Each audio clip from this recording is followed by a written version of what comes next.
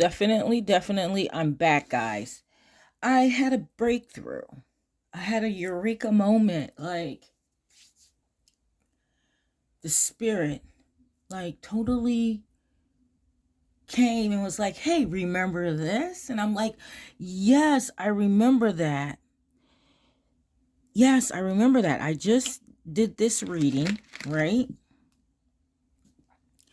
About her. It was her. She was on her bed and she sought him whom her soul loved. She sought him, but she found him not. She went about the city. She was running around and looking for him and all. And the watchman had found her, and they went about the city. And she was running around talking about, have you seen him whom my soul loves? And scarcely had she passed when she found him. She held him, and she wouldn't let him go until she brought him into her mother's house or her mother's chamber, her mother's bedroom, her mother's whatever. I don't even know, but somewhere, her mama house. He went to her mama house. And it's just interesting. And then it says, I adjure you, okay? Oh, daughters of Jerusalem, okay? So we're talking now, we're turning from this lady, and now we're talking about the daughters of Jerusalem, which are Israel. And it's talking about don't stir up love or awaken it until the love is ready to bloom. You can't hurry the springtime. You can't hurry all of that, like, because springtime is coming now. I mean, it's here, but we have like snow sometimes in spring. Like, you can't, it's gonna come when it comes. But then it turns on 6 to, here comes this smoke columns and perfumed and myrrh and frankincense and all of this, and these men around Solomon. And then we have like this big, Solomon coming up like he's a man of war. Like, he's coming up and he's got all these guys around him who are expert in war.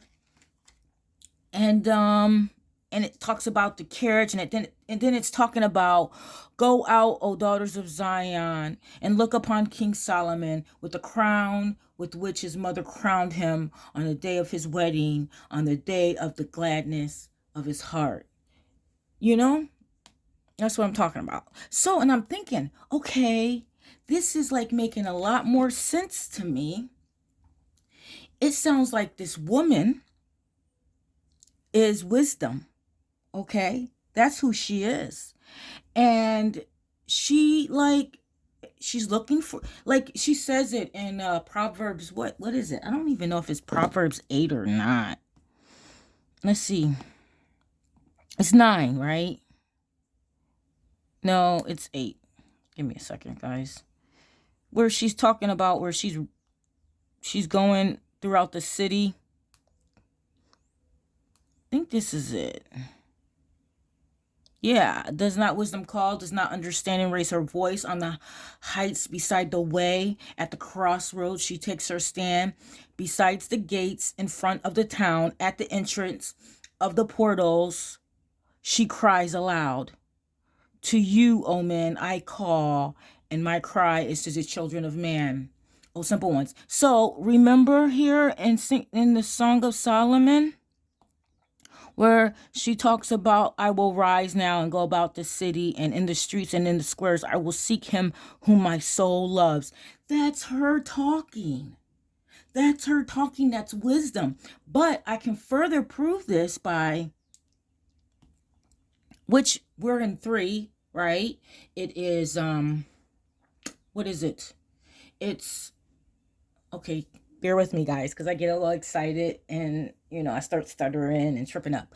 But it is the First Kings, okay? But I think the Song of Solomon is like the 22nd book, okay? The 22nd book in the Bible, in the Holy Bible, like in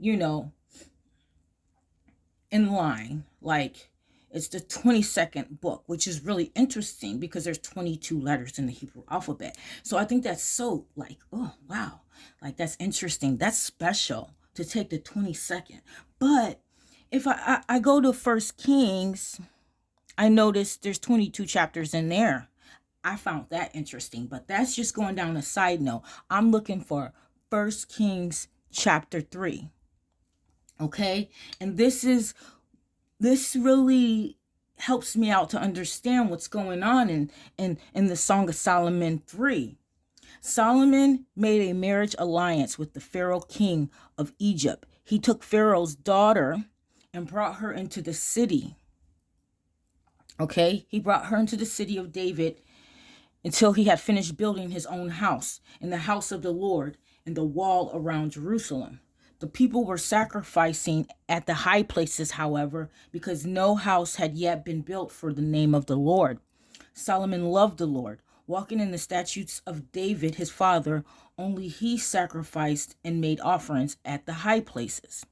And the king went to Gibeon to sacrifice there, for that was the great high place. Solomon used to offer 1,000 burnt offerings on that altar. It's really interesting how he offered 1,000, because didn't he have like 1,000 wives? Never mind. Okay, at Gibeon, the Lord appeared to Solomon in a dream by night and God said, ask what I shall give you. And Solomon said, you have shown great and steadfast love to your servant David, my father, because he walked before you in faithfulness, in righteousness, and in uprightness of heart towards you. And you have kept for him this great and steadfast love, and have given him a son to sit on his throne this day. And now, O Lord, my God, you have made your servant king in place of David, my father. Although I am but a little child, I do not know how to go out or come in. He's simple, he's saying. And your servant is in the midst of your people, whom you have chosen, a great people, too many to be numbered or counted for multitude. Give your servant, therefore, an understanding mind to govern your people, that I may discern between good and evil. For who is able to govern this your great people? It pleased the Lord that Solomon had asked this. And God said to him, because you asked this, and have not asked for yourself long life or riches or the life of your enemies, but have asked for yourself understanding to discern what is right, wisdom. Behold, I now do according to your word. Behold, I give you a wise and discerning mind, so that none like you has been before you, and none like you shall arise after you. I give you also what you have not asked, both riches and honor, so that no other king shall compare with you all your days. And if you will walk in my ways, keeping my statutes and my commandments, as your father David walked, then I will lengthen your days. And Solomon awoke, and behold, it was a dream.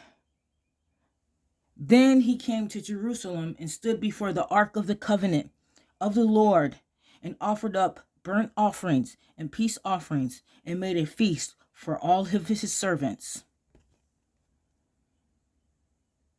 Yep. And so he that day he said he wanted wisdom. He wanted wisdom. And you know what? She found him that day, right? Because we go back here. She found him that day, right? Here we go. I'm being patient. She found him that day. She goes, I will rise now and go about the city, in the streets and in the squares. I will seek him whom my soul loves. I saw him, but found him not. Excuse me. The watchmen found me as they went about in the city. Have you seen him whom my soul loves? Scarcely had I passed them when I found him whom my soul loves. I held him and would not let him go until I had brought him into my mother's house and into the chamber of her who conceived me. Wow. Wow. Wow. I love it. I love it. It's so interesting.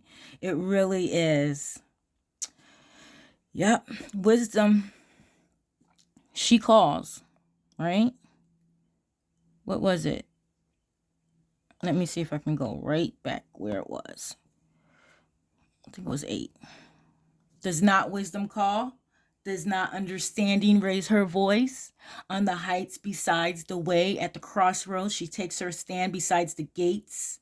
In front of the town, at the entrance of the portals, she cries out loud, "To you, O men, I call, and my cry is to the children of man. O simple ones, learn prudence. O fools, learn sense." I love you. Bye.